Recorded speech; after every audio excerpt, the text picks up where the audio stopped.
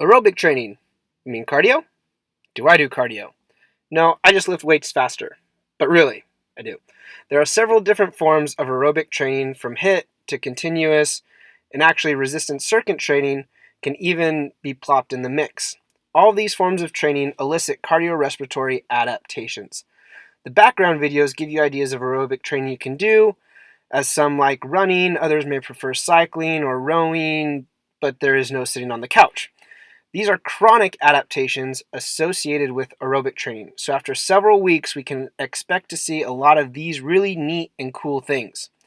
So with training, again, chronic adaptations. So with several weeks of training, okay, we will see our heart mass increase and left ventricular volume increase from an increase in plasma volume, which is an increase in our end diastolic volume, meaning a more forceful contraction of the heart will occur and our stroke volume will increase. Again, let's go back. Bigger heart mass, okay? Bigger left ventricular volume, meaning our end diastolic volume is greater, meaning we're going to have a greater contraction, and because there's more blood in the left ventricle, our stroke volume will increase, meaning more blood is pumped to the body per beat. So stroke volume will increase at resting, submaximal, as well as maximal exercise. So our resting and submaximal heart rate decrease, unlike stroke volume. So this decrease in heart rate, at resting and submaximal exercise intensities, is from an increase in parasympathetic activity and a decrease in sympathetic activity. This allows for greater filling time, which increases stroke volume. We will also see our heart rate recover more rapidly. So let's talk about cardiac output, which is stroke volume times heart rate. At rest and submaximal intensities, we'll notice cardiac output remains unchanged, as even though stroke volume increases, our heart rate has gone down, meaning cardiac output will kind of even out and stay the same. However, at higher intensities of exercise, cardiac output is increased as both heart rate and stroke volume are high, meaning more blood and oxygen is being pumped to our working muscles.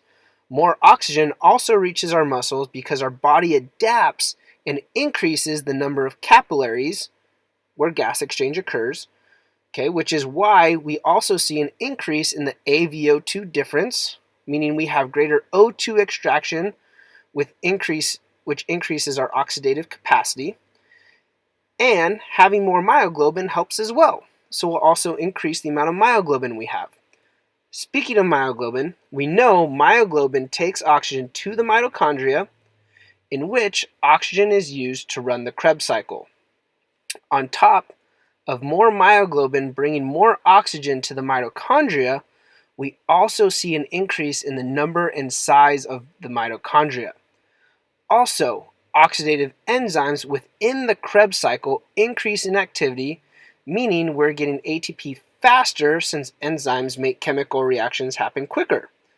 This will take place mainly in our type 1 fibers, although our type 2 fibers may become more oxidatively inclined as well. However, note, type 2 fibers will not become type 1 fibers, and type 1 fibers will not become type 2 fibers. Just won't happen.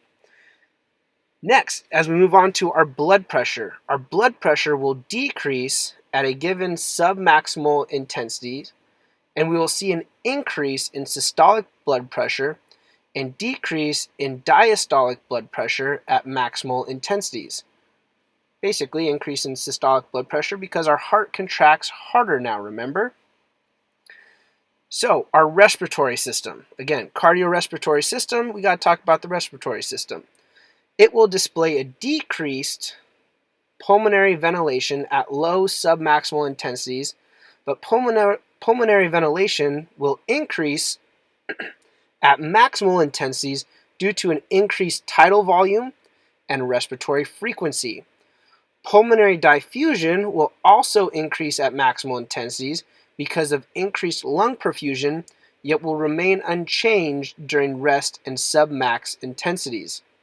Lastly, our lactate threshold will increase to a higher percentage of our VO2 max. Oh yeah, VO2 max will also increase. Just not really at rest or submax, because again, VO2 max, rest submax isn't really max. But our VO2 max will increase. But the improvement in lactate threshold means our body is not producing as much lactate at higher intensities and has improved in clearing any lactate production. Also, our RER, respiratory exchange ratio, will decrease at submaximal intensities, meaning our body may be able to rely more on fat at these submax intensities, which will spare our glycogen stores. This is important in a race where we need to make that final push at the end, and if we have no glycogen, obviously we won't be moving very fast. So being able to utilize fats for energy could be more beneficial throughout a prolonged race. Now that we know the adaptations of aerobic training, okay, now we can create and design an aerobic training program.